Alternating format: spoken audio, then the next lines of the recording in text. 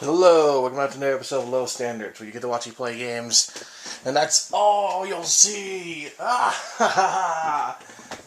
Anyways, we're going to be playing on the Wii U, as of course.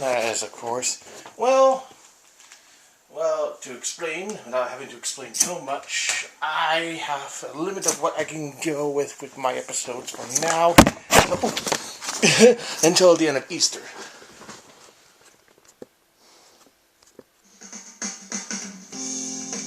So for now, we'll be playing Super Slot Saga 1, number 1, which there was no other game afterwards. I think it's because it was that bad. This is sort of cheaply made in a sense. And I paid for it with almost 20 bucks. Who cares? Because I don't. Yes, my urge of slot gambling kind of drove me to the madness of getting this game. I thought I would have the auto feature like some of the games on my tablets. And also my Switch. Entirely wrong. I have to do it manually. But, on the bright side, this is the only slot machine game I have, specifically, where I've been winning a lot. Because, if you notice, which I'm going to go closer, I've exceeded the numbers. I've gotten so much money that you can barely see the 1. Like it's behind the coin JPEG. So it's a simple slot machine game, yada yada yada. We'll be playing this for at least a good, let's say, like minutes? I'll wait until like 3 minutes into the video and switch to a different table, despite the fact that all the slot machines are basically the same. The only difference is the scenery and the background. Not scenery, the background and the icon that was shown before clicking on the particular board.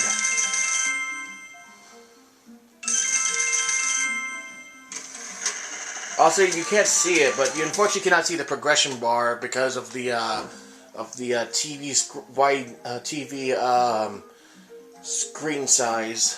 Since it's mostly registered to 16 by 9, and this TV is more than that, it usually has to go in widescreen just to make sure it gets the full screen in. So I have to play like this to get to a more bigger image.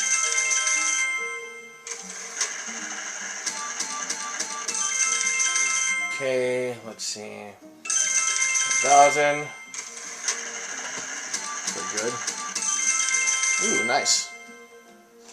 You might see it, but right now I'm level 16, so I'm like halfway through the game, but I think I've reached the progression of the game where it's going to take a very long time before I can actually reach the final tables. Which I doubt they're going to be any different considering what I've been playing through so far. Everything's pretty much been exactly the same except for the except for the icon which they use for each board in the background. I just chose this one because it's most festively Las Vegas. That and it's the Bellagio fountain, obviously. You just can't see it because, you know, copyright of whoever developed this game. But it's no longer doing any games. And the only other games they did was another slot machine game, which I'll probably do in the next episode. And also, whoa! I got 32,000. 32 million. There's a 3,200. Dang, my goodness. Well, wow, I reached 19 now. I think I'm almost towards 20. Alright, I guess with that big spend, we're gonna go switch boards. Let's see, let's go with the piggy bank.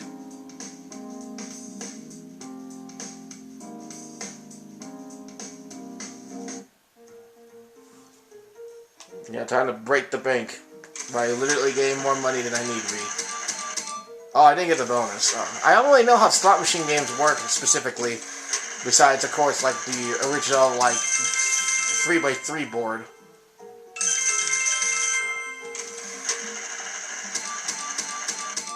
I don't really know what any other ones really, like, work specifically.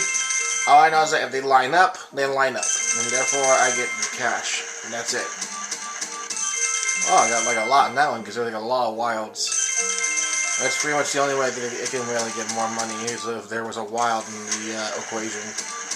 Not equation, but within the set fields. I don't really know how to work this.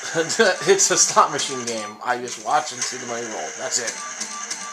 You're not really getting like a lot of commentary besides money just rolling in.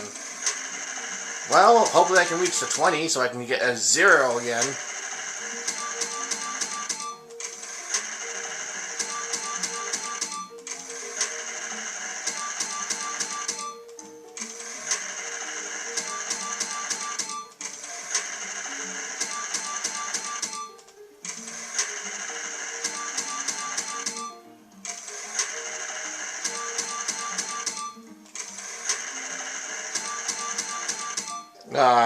I was going to switch to another table. Let's go to the one I last stopped on, which is like this creepy ass clown. It's clear the clown is supposed to be Pennywise once you see the actual background. See? I think that's it. Get me right. Well, I think that's actually like a CGI pictured clown too. I don't think it's like an outfit, given like the arm design is simply not real. Imagine this as the the machine you play in the casino. That didn't really draw people away. He will just look at it and says, okay, I guess they decided to go with a horror element for the slot machine. I guess it worked a lot better if it was like a pachinko machine, because a lot of pachinko machines have a lot of horror game relations. Most specifically, the one I can think of is the Castlevania ones, but I've never played pachinko, so I'm not really so specific. Well, actually, I think I have long ago. It just doesn't really count per se. Because, you know, they were all kiddie versions, and they were all labeled pinball machines, which is clearly not true. Not big, but I could go bigger in terms of money. Alright, I'm winning again. Oh, yes! I got the bonus. Or at least I got this. The music's different, too. But it's overlapping with the music of the machine. Okay, that's 500. That's not a good choice. Wow, I literally choose the smallest ones. I hate myself. I only got 5,600. I waste... You gotta be kidding me.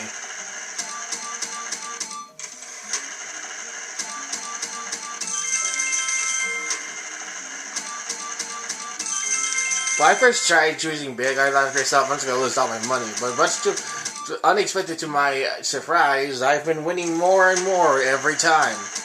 I don't think I've actually gone any further from my big 1,000 count. Because I keep winning a lot.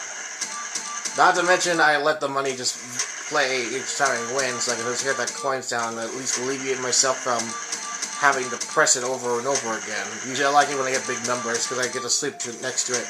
Because since it's still counting out the money, I still hear noise before falling asleep. And usually this doesn't really cut that much out for me, particularly if I sleep to this. It just feels more natural to hear it than, you know. Go on. At least get me the free spin. Get me like the 2 things you can only have in here that actually makes it special. And I'll get the free spin by the time it reaches 9 minutes. I'm pretty much just done. I do have all day, but I don't have all day to spend on this one game. It seems kind of counterintuitive.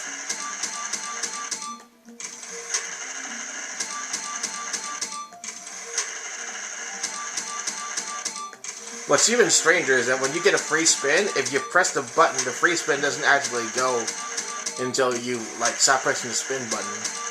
If you keep constantly pressing the spin button, you automatically just keep those free spins to save up for. I guess it'd be useful to use if you're trying to chain it, but that's impossible considering how RNG works. Dang it, just give me the free spin.